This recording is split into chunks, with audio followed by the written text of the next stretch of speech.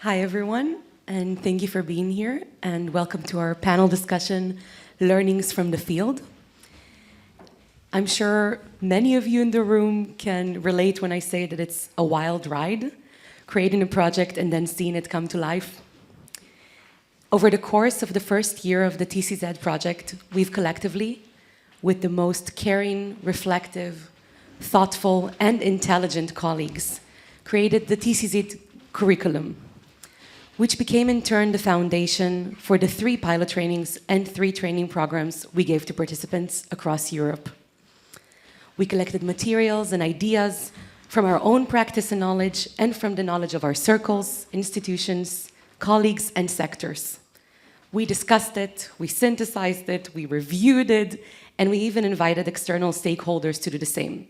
For example, with our brilliant communities of practice.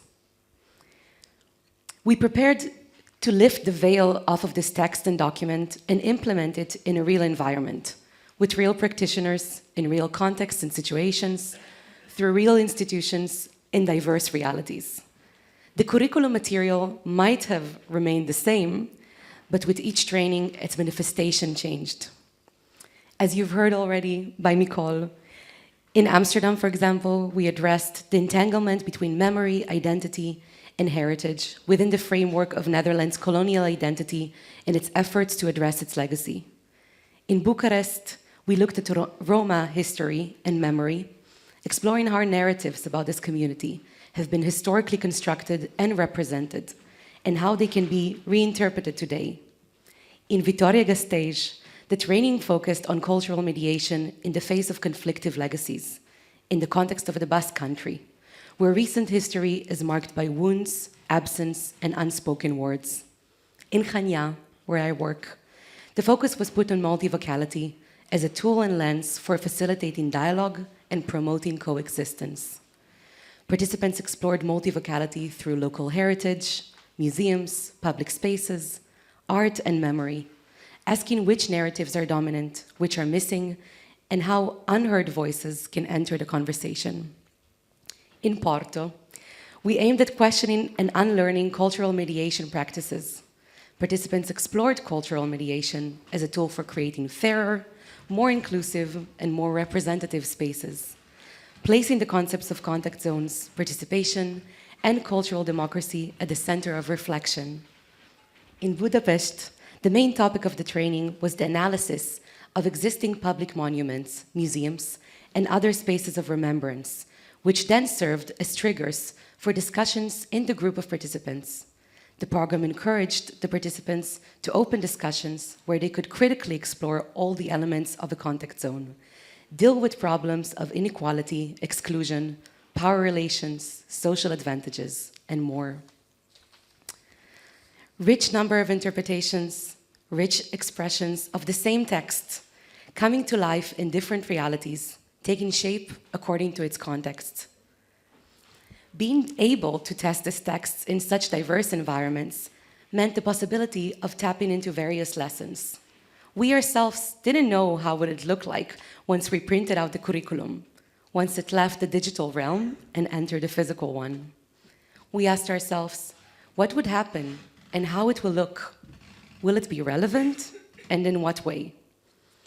The following session will answer those questions in the forms of learnings and lessons shared by our consortium, by the teams of trainers and facilitators who explore the text in their localities with the training's participants. To this discussion, I am incredibly excited to invite my wonderful colleagues, Micol Manunta from H4One, the coordinating partner of TCZ, Hédi Turai from Human Platform in Budapest, and Carina Moutinho from Pele in Porto. I myself am Hédi Levant, and I will be representing Etz-Hayyim Synagogue in Chania, Crete. So, hello everyone. Thank you for being here. I'm very excited. Before we dive into the learnings that we have collected, do you care to maybe share what is your overall impression of the revision and implementation of the curriculum?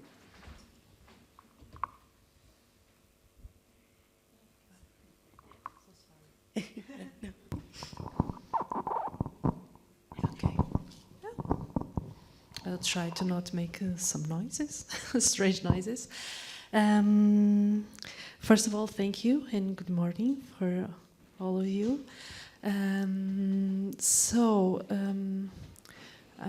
I get confused with the things. Let me. Yeah, okay. The first thing that we made was to translate the curriculum because it felt necessary that on the room people are able to talk the same language and understand in the same way what we were addressed. So this was the first step. Understanding the translation. I think in the other trainings it was the same as a basis to begin. And then was how to implement such a rich curriculum until 40 hours. The first draw that me and Maria João made, it was probably more than 50.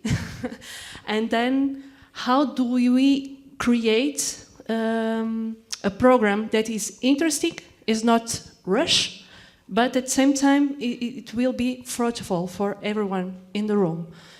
And these are basically our questions on the implementation. How can we open an open call and people get interest in being together with us to discuss these questions? Thank you. Thank you, Carina. Hédi, do you care to share about the overall impression of the implementation? So first of all, I am grateful that I am here. I am substituting András Rényi, who you know very well from former meetings. And I also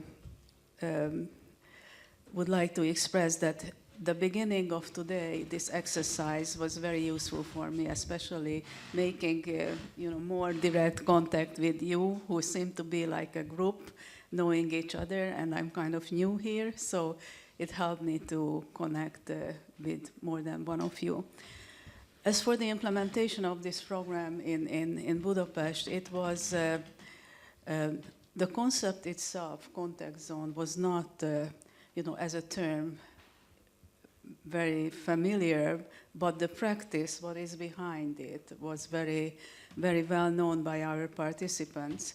Because I should refer again to the civil platform and to the living memorial group tradition, where actually this contact zone was a practice.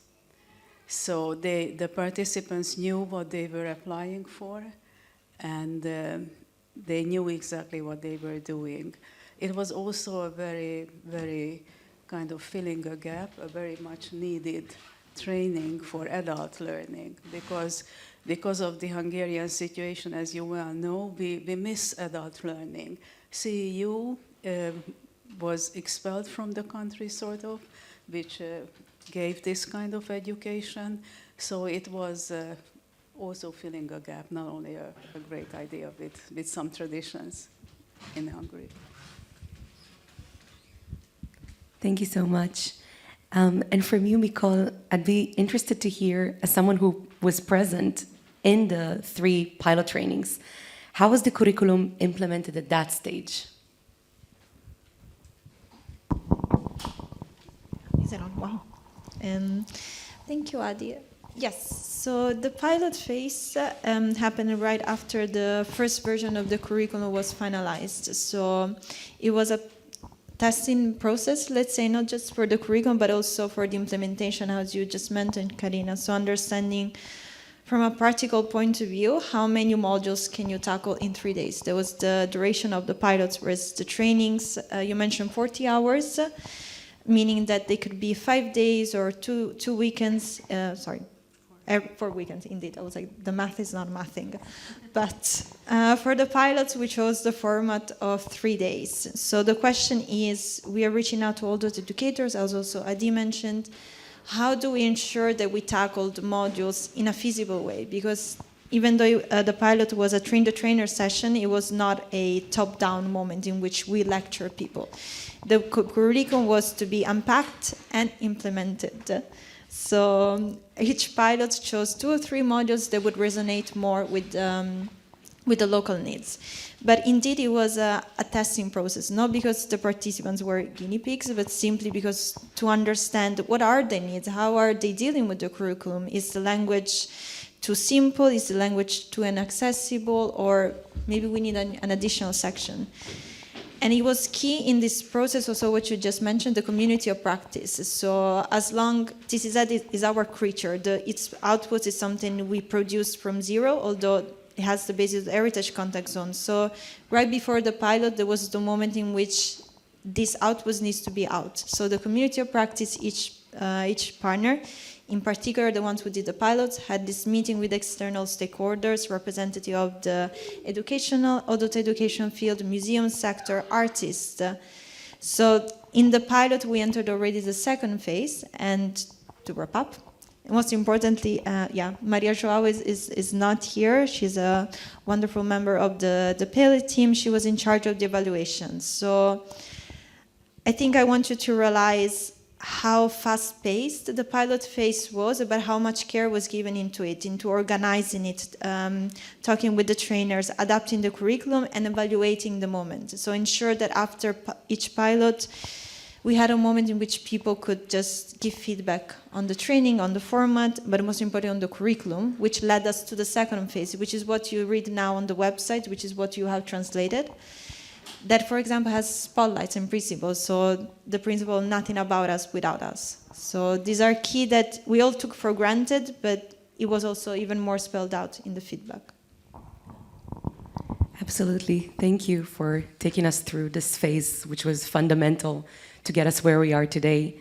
I can share from the perspective of our organization at Etz-Hayyim that I think what was really interesting, my impression with the overall implementation, is how much room was given to kind of like experience the information. So we would start each module with presenting kind of like the theoretical basis. We would present the key kind of like concepts and terms, the key questions, and we would let that sit a bit. And then we would go into the activities. So in each module, you have hands-on kind of like experiential activities. And then the participants would kind of like interact with that information, but not directly. They would maybe experience parts of it. And afterwards, well, our training was as well 40 hours and over 4 weekends. This is kind of like how we decided to structure it. So they would go back home, they would have the Moodle course, thank you, and then they would be able to read the theory at home, because we would post kind of like the modules right after the weekend was over. So they had all of these different levels and all of those moments to kind of like interact with the material in a different way. And the feedback was that the experiential learning, the really having the activities in a group together, trying to work with concepts that were, frankly, in Greek, because we did the entire training in Greek, kind of like completely bizarre, some things, if we try to translate multivocality or intersectionality. And how do you translate that? So people got kind of like different entry levels to interact with concepts, theoretically and experientially. And that was a really, I think, an important moment for us for the implementation. Now, I'll have the clicker, because we had kind of like the overall implementation, but we're going to also talk about 5 learnings. And we'll start with our first learning, which is the contact zone became a practical lens for recognizing discomfort and contested narratives. So across the trainings, the contact zone was validated not only as a theoretical concept, but as a practical methodology. I am interested to hear, how is it in your context? How did the participants react and interact with the contact zone concept? So it was a big success, of course, and people who there were actually more applicants than could be received. So a great interest preceded this whole training program.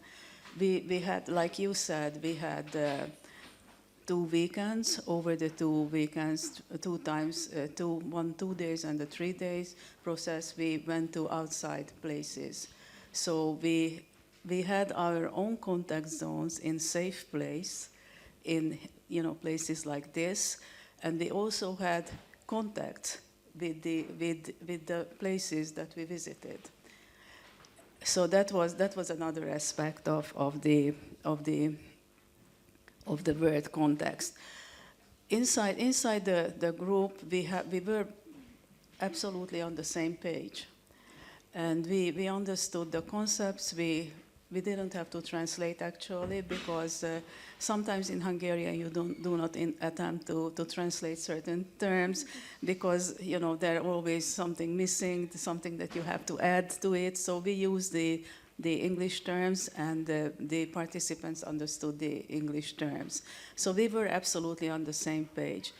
It was all the more interesting where the differences lied within the group, where we have to experience our limits, our stereotypes, and our different opinions. Of course, as a safe zone and as a contact zone, there were not real harsh clashes of opinions, and it could be always discussed. If you don't mind, I would like to give an example, because sometimes specific examples are enlivening, the experience. So the Living Memorial is around the memorial, as I'm sure you all know, about the German occupation in Hungary, and delegating all responsibility for the Holocaust, for the historical facts to the Germans, and not to the Hungarians. So this is clearly, the Living Memorial is clearly connected to the Holocaust, to nationalism, and to delegating responsibility. So there was one young woman who actually gave up with this topic, that there are these stones which are very much reminiscent of Jewish cemetery stones and Jewish traditions. And why is that? While the whole movement is about more than that, about whole Hungarian history. And there was another member in the group who actually explained this. So this could be like, in a very, very good way, very, very kind of friendly, safe atmosphere, clarified. And these kind of things happened, even when we contacted, people who were representing the places that we visited. But maybe later I can come back to those examples. So basically, that is for this question, but maybe later I will come back to some other points. Yeah, in Porto, we also have the same surprise, good surprise, that having lots of people interested in doing the training. And with that, we are able to try diversity into the people that we bring to the room. So we have people from 25 until 65 years old. So with that, we have, of course, different levels of understanding what is a contact zone. And we can go to the title of our training. It was Unlearning. We invite this person to unlearn how do the things, come together and discuss how to unlearn the things. Because sometimes in our practice we are like in the machine, so we repeat the same method. So this was an invitation for all to connect with others, to have time to think about that, and with different boxes, because this diversity is not only in the age, but we try to bring together people with different backgrounds, with different experience, that together can build something new, discussions that can be more fruitful. As also with the trainers, trying different people, different backgrounds, the same thing. Even different cultural bases, because we have migrants, we have people from the islands, we have people from the south of Portugal, we have people from the very top of north. So with that we have very different room that we normally used to be, because when you find peers, you're trying to connect with them and talk the same language. And it was, we have 5 days and a half, and it was very intense days. Probably we not make only the 14 hours because we stay together talking and going deeper into the topics. You got almost kicked out of the room? Yes, we've been kicked off the room one of the days. That's a good. It's exactly what you're two describing, Carina and Hédi. We had a very similar experience where I think the participants were very curious about the idea that we want to use tensions and, in a way, discomfort and conflict as a source of information and kind of like something to work with and not avoid at all cost. And just introduce that idea and see kind of like what does it bubble down to? And I think, especially having in both of your cases diverse groups really of course contributes to that, and we talk a lot about it also in the next learning, but in all of our outputs, this idea of multivocality, of having multiple people in the room and using those moments of tension in a kind of like facilitated and a mediated environment as a source of information, as a source of knowledge, and what comes out of that. And that beautifully, really thank you for all your input, because it leads us to the next learning, which is multivocality is essential, but it requires structure, facilitation, and mediation skills. And we tapped into it already yesterday with cultural participation. Basically, during the initial phase of the project, we kept talking about multivocality, which is, the way that we described it, is the existence of multiple, seemingly, or not, clashing narratives about the same history or object. The point of our training was to encourage more multivocality in cultural spaces, and through that, strengthen cultural democracy. Exactly what we're talking about here. But actually what we've noticed is that it's not enough to just put together people of different opinions in one room and hope for the best. That's where the contact zone clarifies things well. A contact zone is a mediated space. It doesn't just exist on its own. You need to structure it, facilitate it, and again, mediate it. And I'm curious to hear, how was it in your groups? Did you have, we already kind of like talked about it, very versatile points of departure, diverse people. What kind of mediation, was needed in your context? Would you like it? Yes, please. Yeah, so for a contact zone, in a situation that is Hungary, or that Hungary was in, because we are talking about the time before the elections, which is a big, big difference. So we have a totally new setup after April the 12th. So the contact zone also meant that people who otherwise would never meet in life, wouldn't be in the same room in life, basically were on the same page as in a binary system on one side of, concerning their political ideas. They were still different. So that was very interesting. And many emotions came up. So those emotions, when you are asking about multivocality and how that could be like moderated and help to avoid real clashes, tensions, and resolve it. Many effects came up. So many people, especially those people who lived through socialism, who could have like first-hand memory, first-hand experience from '56 revolution, for example, because these people who were sitting in the same room were very different age-wise. There was like 20-something to 80-something old people. And it was also mutual learning direct experiences from one another.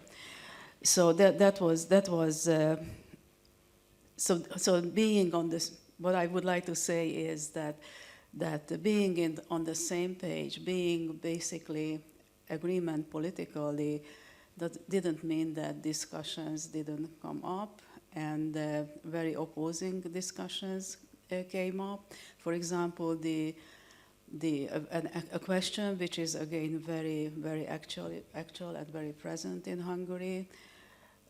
What to do with the remnants, with the memory, with the public sculptures of that the previous regime during the previous 16 years put onto the public square. What to do with those? And this was very much in connection with for example, the visit to the statue park, where the communist statues, communist public monuments were kind of exiled into a so-called reservatum. So now the same question comes up. So these were the topics that many discussions were moving around, and also the multivocality came up in connection with the trainers who trained, and the trainers were coming from marginal groups. There were representatives of Roma. There were a representative of somebody who is living with multiple different abilities, and he was talking about his life options, his options in getting a job, getting money, and so on. And the Roma activists, maybe later I can come back to that. The Roma activists, these activists and these people gave like a real emotional, very deeply moving presentation, and then questions that the group had to resolve and had to give some kind of answer. So many ideas came up with that. What else did I want to say with this? Yes, multivocality. Also, I would like to refer to this morning that this question whether the voice of the community and the voice of the professionals, the experts, which has a priority, which has to be prioritized, it was very much there when, yes, a concrete example was that there is a monument that is in the process of realizing in Hungary, which is a memorial to women who are raped in war, who were raped in war times. So there is a competition for how to memorialize this rape of women, and the trainer very aptly had the group vote for it, and there it came up that the vote for the memorial by non-experts, by our community of the training, were very different than the professional decision. So maybe enough of me for now. Yeah, so I think we experienced the multivocality, sorry, by having different people on the facilitators. Their different perspective and different ways of putting the methodologies on practice. So we arrange a program that people are in a room like this when someone is talking and someone is listening, and also experiment themselves with the body. So we have performers working with us, and first of all, we thought with our bodies, and then we put this into a connections with a talking, and those were very intense also, because we have people crying because, well, you are just experienced and your mind are going to other ways, and then we bring this also to this learning, because if we are talking about people that doesn't have the same experience in the room, so we have those people that search for a correct answer, and people that just know that you don't have the correct answer. You need to build it. And every group that you work with is different. So every group need to be is one experience for itself. So it was very rich on that. So, yeah, I think it's my answer.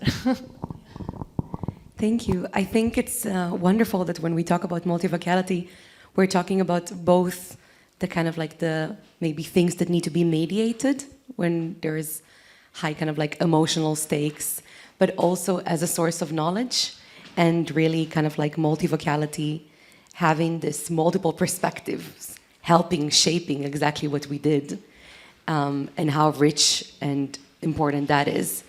And Micol, I would like to ask you to maybe elaborate on how did it feel really to have multiple perspectives or shaping the curriculum adaptation and the trainings? Mm-hmm. I think there's quite a few resonance with what our colleagues just said, so maybe I can elaborate more on the logistics side as a good project coordinator that I am. And one example is, for example, the venue, and I'm looking at you, Claudia, because we discussed this a lot, is choosing a suitable space for this multivocality to actually happen. And again, here I must refer to Maria Joao from Pele, because she organized the training, and I remember one of the key elements she mentioned at the beginning, choose a good venue, but not good because it's fancy or because it's, I think fancy is the most suitable word. But it's a venue that can actually foster these conversations. And we started the day with Lars' introduction, and one of the first things he did was to acknowledge the venue, in which space we are, what are the services that are available. And that helps very much shaping the curriculum, because from a practical point of view, you need to choose which activities you can do, but also a safe space can take multiple phases, but practically you need a space where people can actually feel their emotion and let them out. You need an extra room, you need space where you can wash the dishes, because I know that happened, for example, in your training, which sounds something silly, but the manuality of doing something with your hands, of sharing activities that you do in your daily life, makes you understand that this training exists in your reality. It's not an extra training that you do to get a certificate, which we did hand out, but it's something that you need to apply in your daily practices. So this was very much a basis, and I was very happy when, for example, for the Amsterdam pilot, it was a question that even the trainers and facilitators had, because you understand that it's a shared language and a shared understanding. So where am I doing it? What is the history of the building? And of course, this is all rainbows and butterflies, but the venue has an effect on people. So again, be ready on what that could create within the participants or the facilitators. So I think we need also to remind the multivocality is in the small details, in the very practical ones, because once you choose the venue, people are there for 40 hours. They are there after work, they are there in between classes. So that would be my plea. Thank you. It's really, sorry, yeah. Just because of she was talking about a venue, and you need to create a safe and a brave space for who's in the room, because we touch just sensible points on the curriculum that sometimes people need to be comfortable to share, and this was one of the things that we want them to live from their experience from themselves. Even if you are in a museum with a group, it's the same space, but you can create the line for that those people can be brave and safe for sharing and for communicating. And this is the big learn, how to create that. How do you feel this to your experience and your practice daily?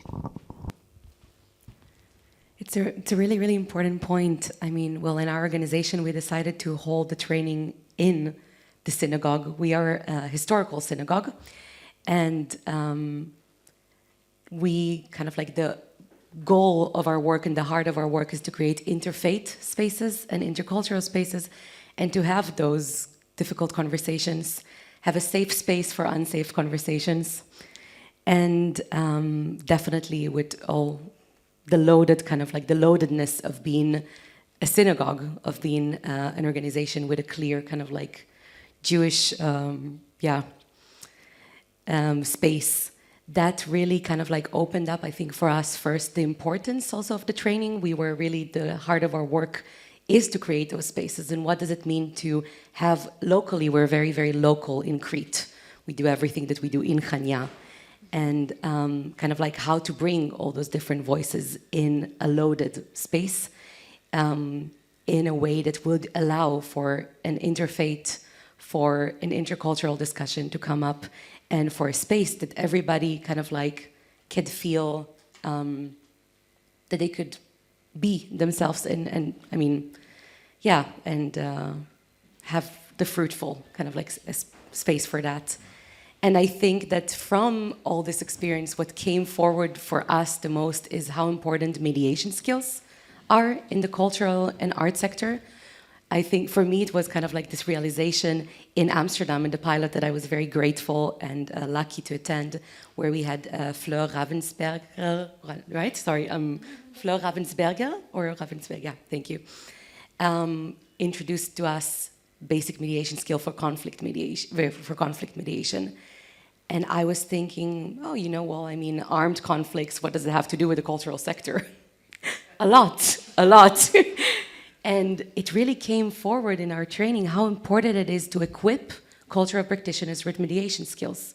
How important it is to be able to give that knowledge forward. In our group, really, we saw the continuation of the process with each weekend, because as you said, Hédi, it's not enough for people to be enthusiastic and wanting to be, and kind of like all of them share this interest in the program, in the values. All of them, we were on the same page, of course, but still tensions arose and discussions arose and arguments arose. And we saw them were kind of like throughout the training using the tools and the mediation skills that we were introducing them with, or developing their own. They came up with this idea of having kind of like shared rules. They came up with their own ideas. And that was beautiful to see. As I was not a trainer, I was an organizer, but as trainers took a step backward and let also the group kind of like interact in that way. And I think this is really the both sides of the coin of multivocality, the richness of input and source of knowledge, and also this need for spaces, mediated spaces, for structure, for facilitation. That was a very important learning for us. Of course. I just would like to add something that yesterday one of the presenters said, that culture is, the more culture you participate in, the more possibility it has that you are participating in political activity, in expressing your opinion. So I think another contact zone or safe place could be like not a physical space, but culture and art. And it is very important that this whole program is very much using art, but not in a traditional 19th century sense, but in new ways. So art has a very, very important role to create a safe place, to create new approaches to our kind of old problems, old traumas. And also it has a lot to do not to consider art or culture just as something that needs to be funded, but something that actually gives you something, gives you answer, and encourages people to have critical thinking. Absolutely, this is a very important point. And I think this discussion leads us very beautifully to the next learning, which also Micol tapped into a bit, is that the curriculum created a shared language through which practitioners could turn individual experiences into collective knowledge. I think this maybe needs to sink in. It's a very interesting one that I think kind of like unfolded throughout the trainings. So during the trainings, the curriculum gave practitioners a shared language for experiences they already went through and carried with them. Once these experiences could be recognized and named together, they also became discussable, comparable, and transferable. In that sense, shared language became one of the methods through which the contact zone became concrete. Now, I'd like to ask you, do you relate to this learning, and did the shared language became a method in your groups? Okay. So yeah, of course. Because when you create a basis of knowledge and the same vocabulary, you are able to talk with the peers in the same level. That's why we translate. That's why we create the curriculum to be shared in the Moodle or now in the website. If we had the same point of start, we have power to create new peers, to involve more about our thinking, and together. And this is the strongest, that we can together be more active. And I don't know, for example, now we have this 30 people that still are connected and still have meetings together to discuss similar problematics that they found in their practice. So this is the beginning of something. You can open these sessions or you can be with the same peers, but you are creating a new and solid background to grow and to thought about it. Yes, when you have a shared language, and that helps you to make connections, to understand one another, you can also experience when you don't have a shared language. So when we went outside places, for example, to museums, exactly because those places are sort of contact zones, in older word, conflict zones, and the representatives of those places, official places, like one very famous that I'm sure you are familiar with, is the House of Terror. The House of Terror has a very specific, a very aggressive rhetoric. We went there exactly to have a guide who presented us that language, that rhetoric. And there was actually a conflicting situation when one of our participants openly objected that language, objected what that person was giving us. And so that was a little bit like not how we intended this whole session, because what we plan to do is that we listen to this rhetoric, this language, and then we deconstruct it in our place and see what it means and whether we agree with it or not. So analyze the close reading of the guided tour. So that was interesting when you don't have a shared language as well. So how we can handle with that situation. But that situation actually was handled very well. It had to be moderated, to be honest.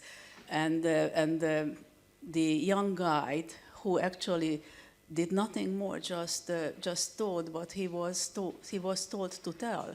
He was told to teach the visitors, because that's a very kind of manipulated, aggressive place with a specific political message. And he actually apologized. It was connected to Hungarian history and the sensitive points of Hungarian history, like the Holocaust. So the young guide apologized. So the moderation was absolutely successful. And that was a very interesting and very memorable moment of the training. Thank you. That's very powerful. Yeah, I think I can share from our training that the shared language really kind of like meant some aha moments for participants, where really, as also we were talking about, there was some sort of kind of like terms or words put onto experiences that maybe before participants have experienced or have worked with, but couldn't really talk about and discuss. Specifically, I can think of, Module 3 of the curriculum is about community participation for cultural democracy. And we talk about relinquishing power, about building trust over time. And in an environment where the participants that we had kind of like in Crete, it's very local, a lot of the times it's kind of like not official, unofficial, the way things are done, in quotes. And people were kind of like able to see mirrored in the curriculum, oh, I've been doing this, the depth of their practice, the depth of their work, and everything that's happening kind of like outside of the official work hours, and how it goes a long way to involving communities that they want to work with. So that's one example of how a shared language in the curriculum really became a way to concretize experiences, to concretize work experiences. And I'd be very interested to hear from you, Micol, about a potential shared language across all of our outputs. Yes, thank you. Maybe one last comment on what you just said is acknowledgement, in the sense that it was wonderful to hear that you apologize, not, I mean, of course, the apology, but because apologies comes after acknowledgement. And I think that was a key basis and a key understanding that we had throughout our outputs and the work we did, because without that, it's either a fake apology or you're doing the work in terms of tokenization as well. But that's a digression. Going back to your question. It's the shared language, I think it could be in very practical terms to what we just referred in the previous session about the syllabus and the European qualification framework, which ties to what you just mentioned, Carina and Hédi. So you mentioned the same starting basis, and you mentioned the role of art and also the validation of what artistic means and practices are. And this is what you find in the syllabus and throughout our outputs. So if you dive into the syllabus, for example, you have entry levels. So I won't dive into the AQF. If you want, we can discuss it later. It's not the most exciting argument, if I may, for a panel discussion, but there are 3 levels, meaning that depending on your level of education or access to education, you will get certain learnings from the curriculum and the material. But also more concretely for each module, which skills, which knowledge you will acquire. And this is where we tap into art, because artistic means and practices are very much present in this, imagine it as 3 columns for each module. And this shared language, this shared basis is what makes the TCZ methodology that can be reproduced. And might be a controversial opinion, but I do hope that in a few years, maybe this methodology is outdated. Not because I want this to be outdated, but because it means it's been questioned, it's been challenged, it's been translated. And as you said, the moment you translate into Greek or in Portuguese, the concept changes. So I want it to be outdated because it's evolved.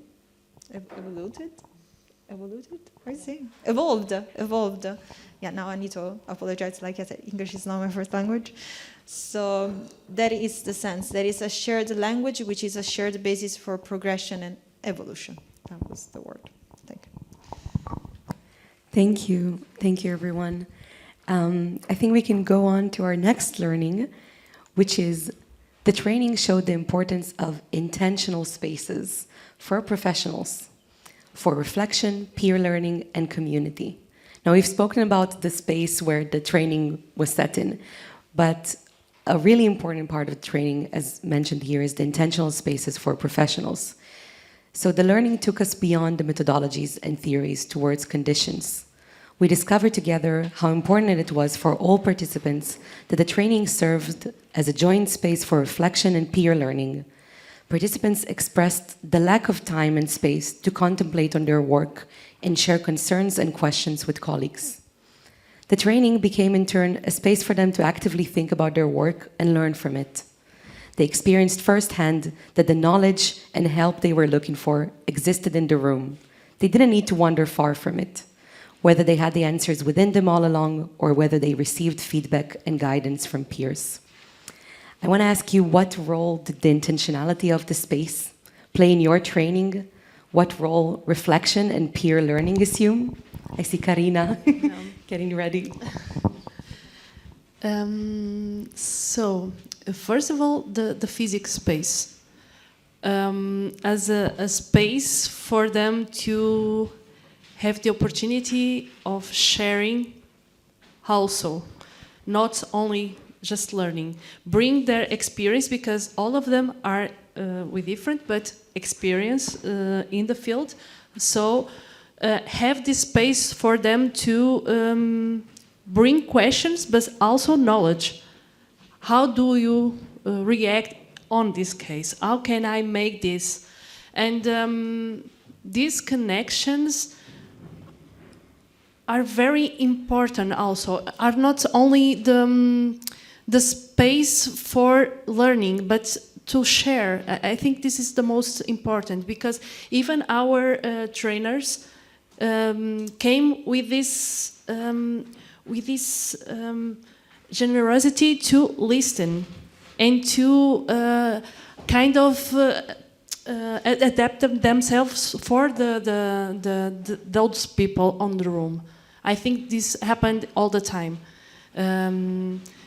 Of course, for Pele facilitators, it's easier because we met them in the first day. We keep with them all the time.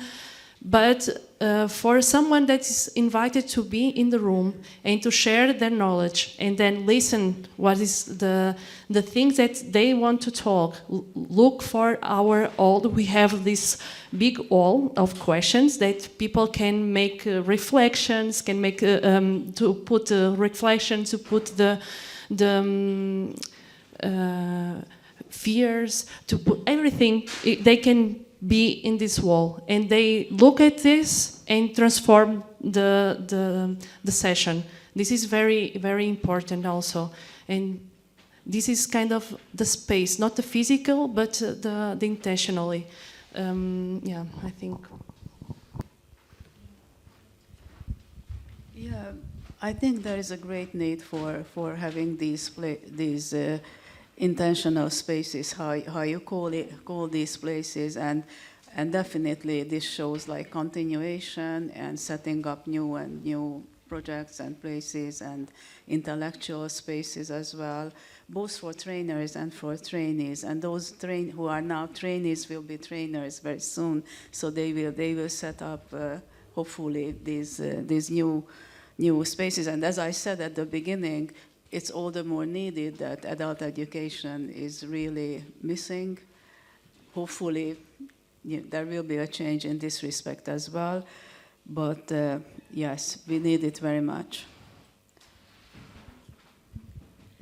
Yeah, I can only agree that I think with us, the participants, it was really this kind of like frustration with the fact that in the cultural sector, many times we have to jump from one project to another, from one thing to the next, without enough time to really reflect on the work.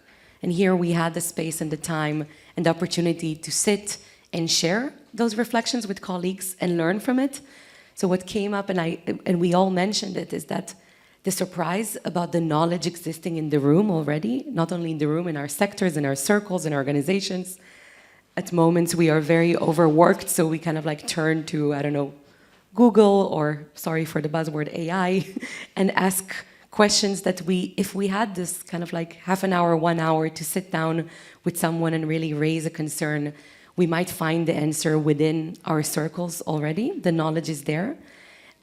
So really what I think we are advocating for with these trainings is also those spaces, those intentional spaces for peer learning, for reflection, to open up.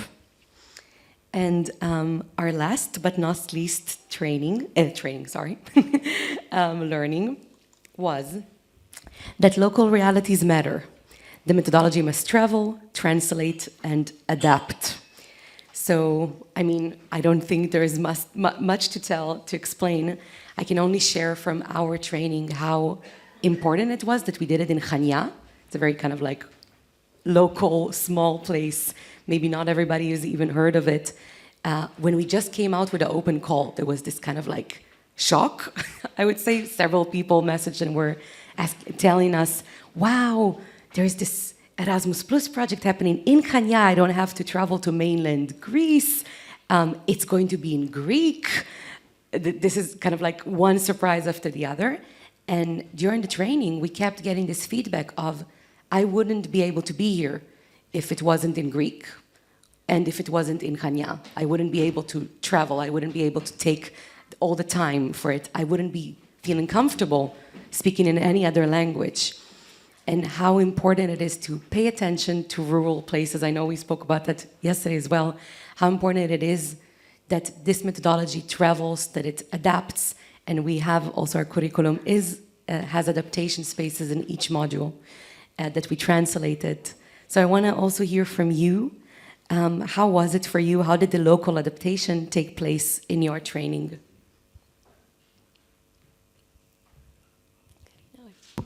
Okay.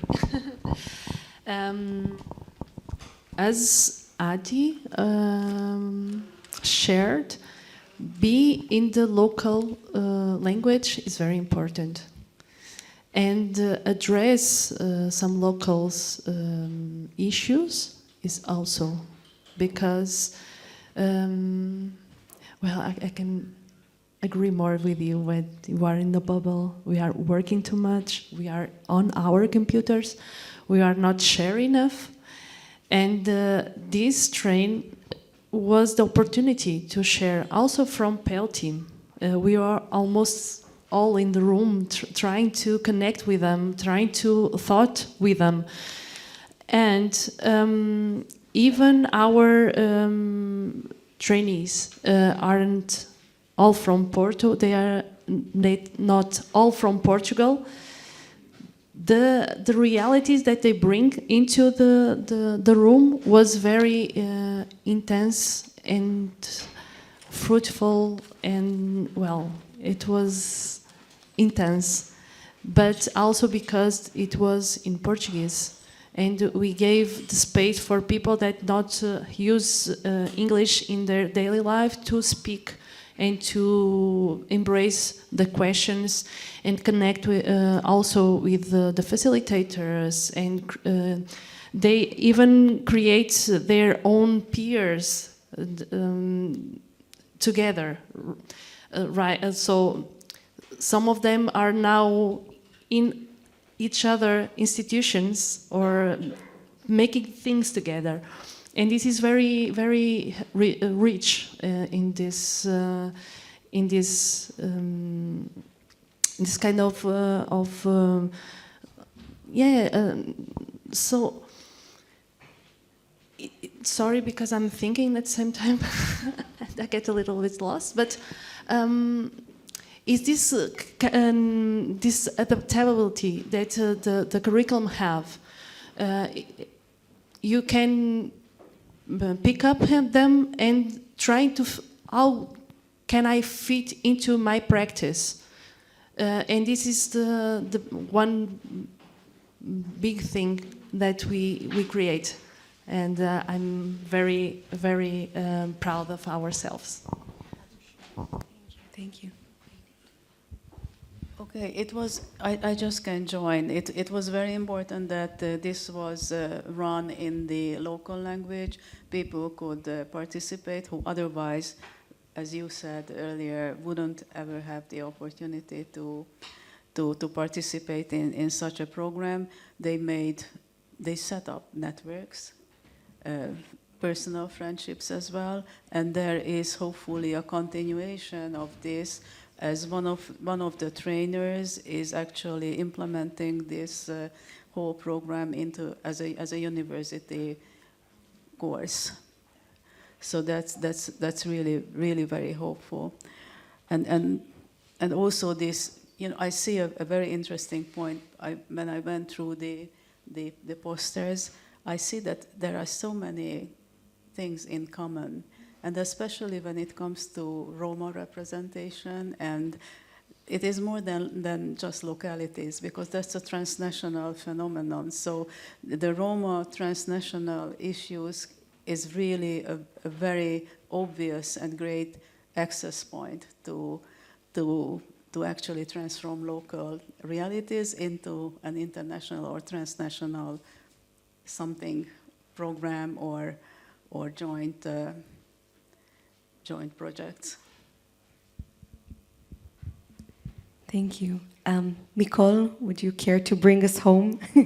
And with the one final question of how is the TCZ methodology and outputs are set for future adaptations?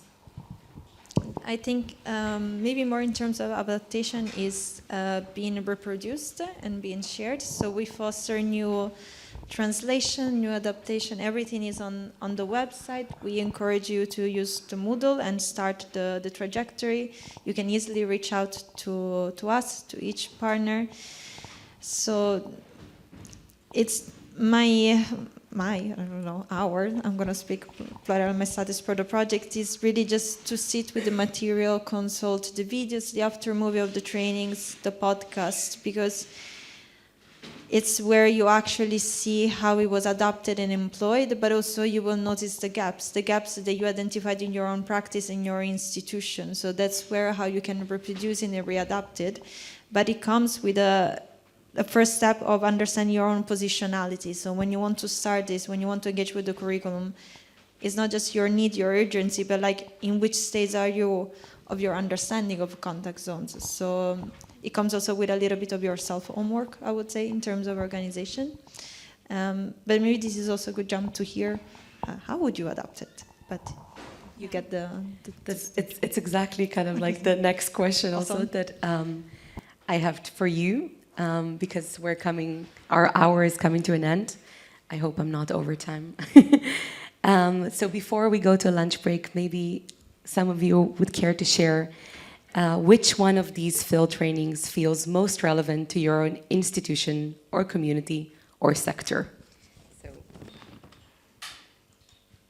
here you can, hopefully see all of them, but I mean, not very well. It connects us also to the next session that my lovely colleague Roberto will be leading us through with the World Cafe. How maybe one of those learnings also connect to your own practice or sector.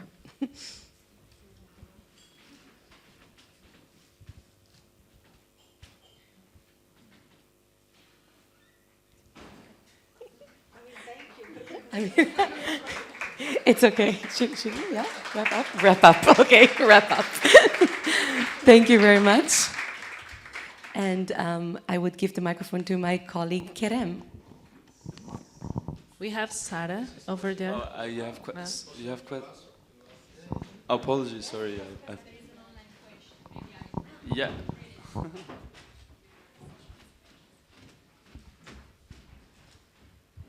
Okay, first of all, thank you so much. So, this is from Maria, and she wrote this question. She said, across your different training contexts, you each encountered moments where the contact zone methodology was tested by real tensions and conflicting narratives. But given that you participants were, I imagine, largely already sympathetic to the values of dialogue and cultural democracy, how do you envision bringing a contact zone approach to communities or institutions that are actively resistant to it? And what would need to change in the methodology or even the political conditions to make that possible? Good luck. That is a question.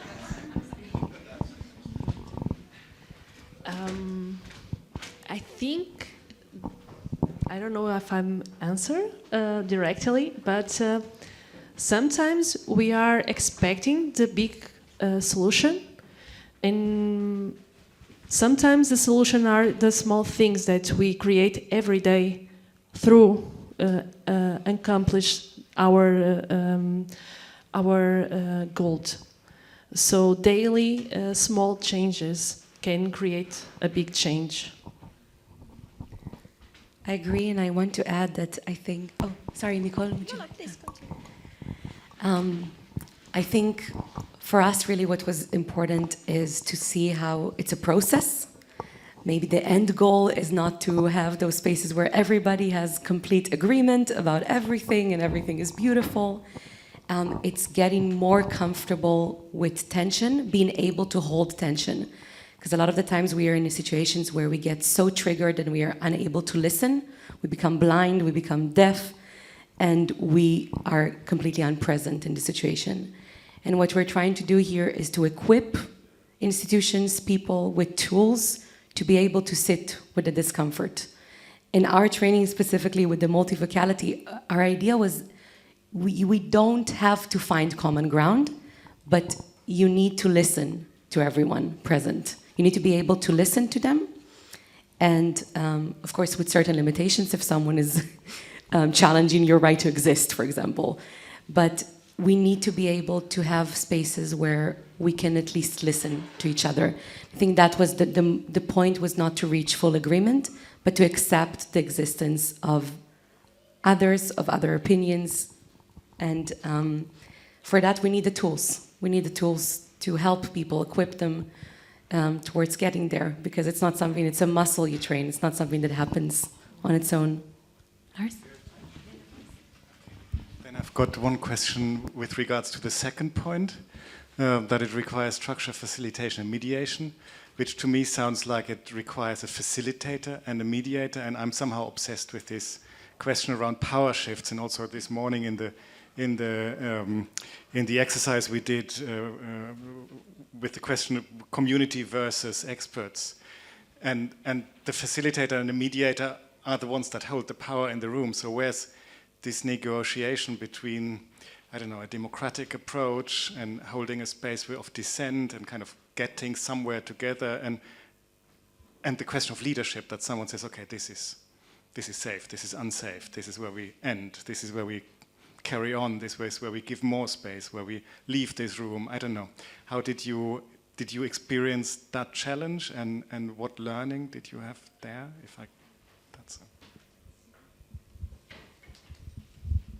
These are very, very difficult questions and very important questions. I love specific examples, so I would like to come down to a specific example where we had a Roma activist, trainer, who had a very meticulously, carefully set up program where he gave the issues, what to take care of, what to watch out for.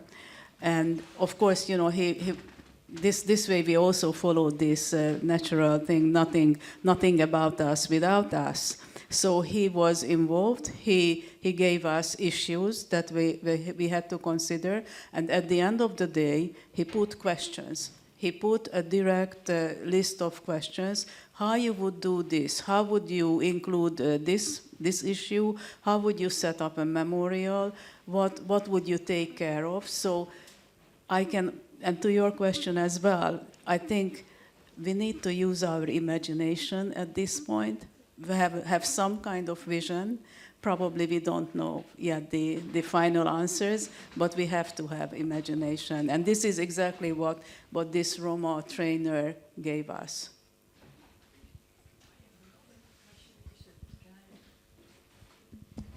Just quick, I think it's also the importance of understanding that liminal space between holding the power and exercising it, because in this case it would be the Roma trainer who was in charge, but that answers also a little bit the question that you shouldn't fall into the net of fake safety, in the sense, even though we're from the same bubble and you would assume just because we have the same understanding, we have the same language, there will be discrepancies. So paradoxically, it's even easier to have completely different political bodies in the room because you know where the tension would be. But then it's in this figure of the Roma trainer, the facilitator, even up psychologists, and we encourage having somebody being trained there because they will notice that little differences.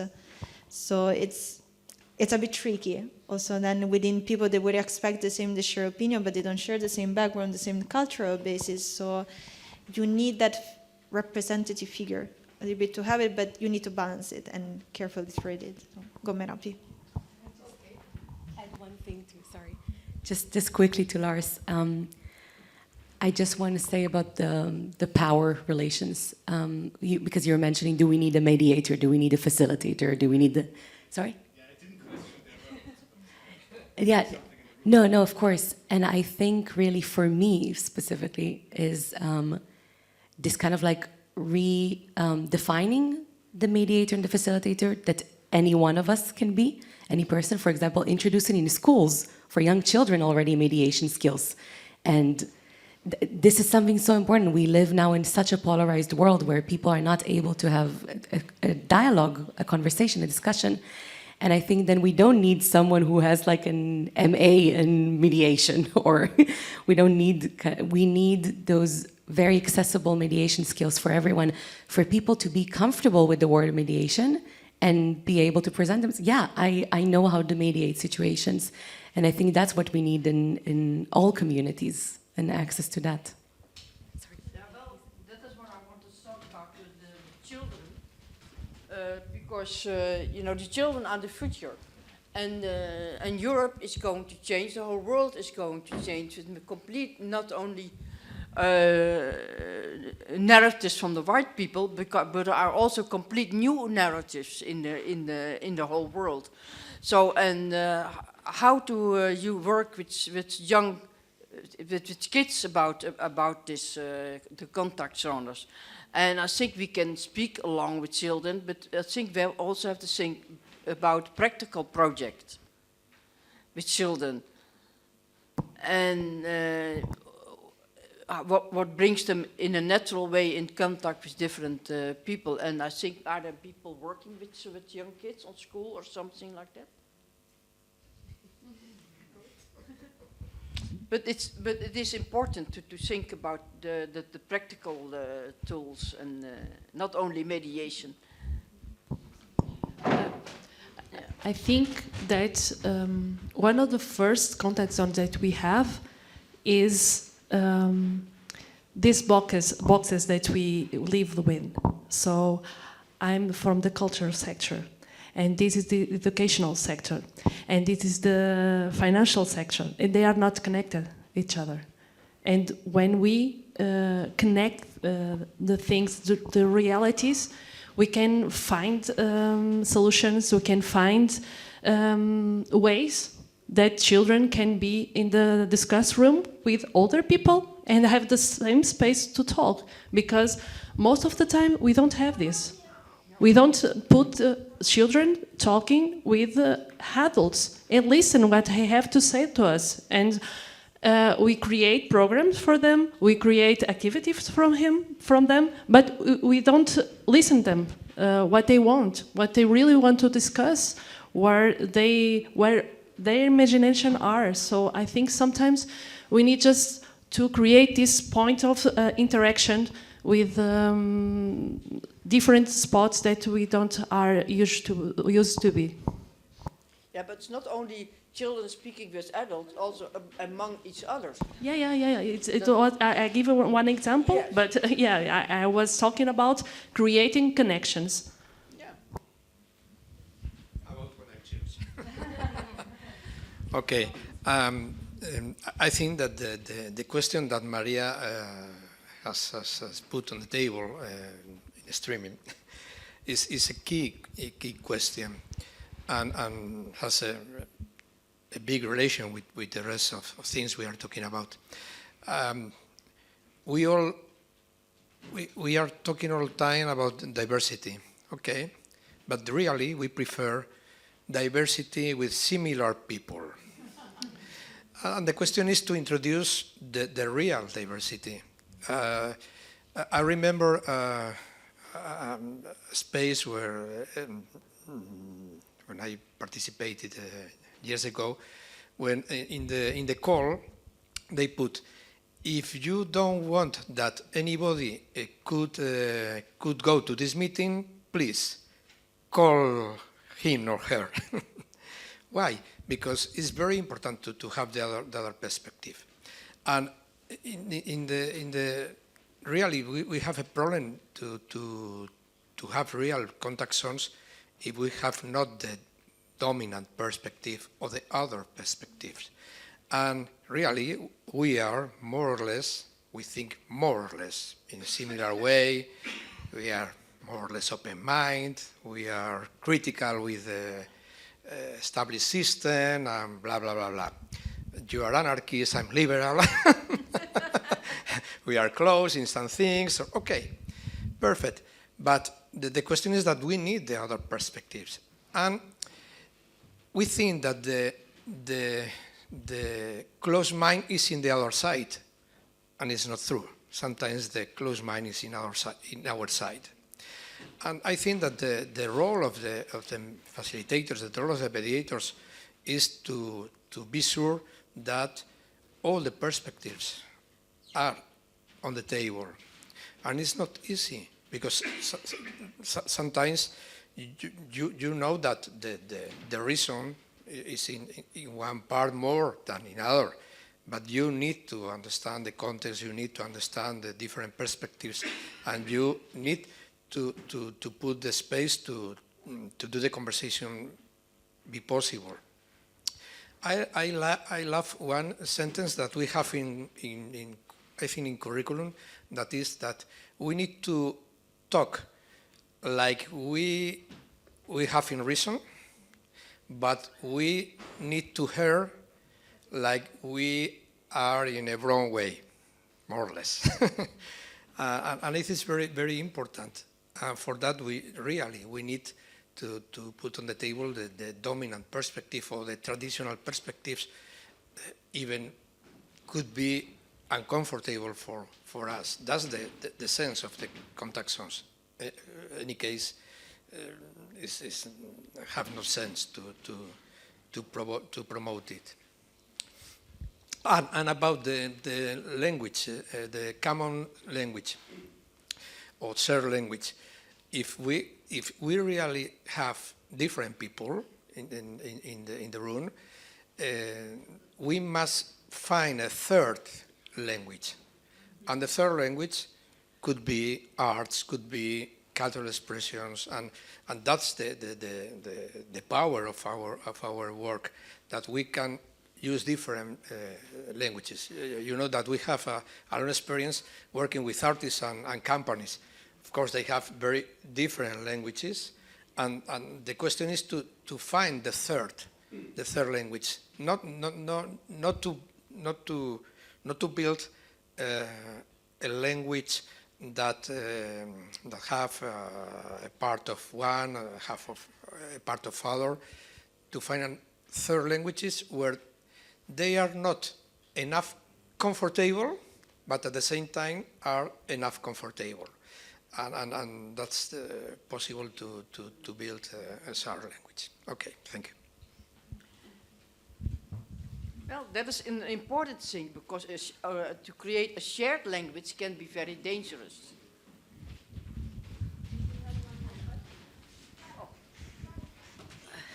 I just wanted to add one thing when we talk about children, because our project was adult education, so we did not really deal with children, but I think that some of the methods that we were using could be very well used with children's groups. For instance, all the methods that help them to get involved in questions and where they understand that their opinion also counts, and especially the different activities that help make them sensible of all the problems that might happen. And I think it's very important, because very often we adults teach them all those things that make the difference between people. And just I can take the example of my grandson, who is 5 years old, and he told me a few months ago that there is a new boy in the kindergarten that he likes very much. And then there was a picture of the whole group, and I said, but which is Kivu? And he was trying to tell me that the guy is African, and my grandson didn't say that he's black. He was able to tell me which one is the one, because he had a T-shirt with a Mickey Mouse, and that was more important for him as a sign than the fact that the guy is black. So I think that it's very important to well, of course, they have to learn the categories that the society is using, but we also have to teach them that some of these categories are negative, and that what are the ways that we can use to minimize the differences which are not important, or which make that the society is collected by different groups. Thank you, everyone here in the audience. Thank you for all your contributions and your questions, and online. And thank you also for the lovely panelists. And thank you for being here. I think we are now ready for our lunch break, right, Kerem? Thank you very much. And I look forward to the rest of our day. After lunch break, we are going to continue with Roberto's session. Looking forward to that very much. And thank you once again.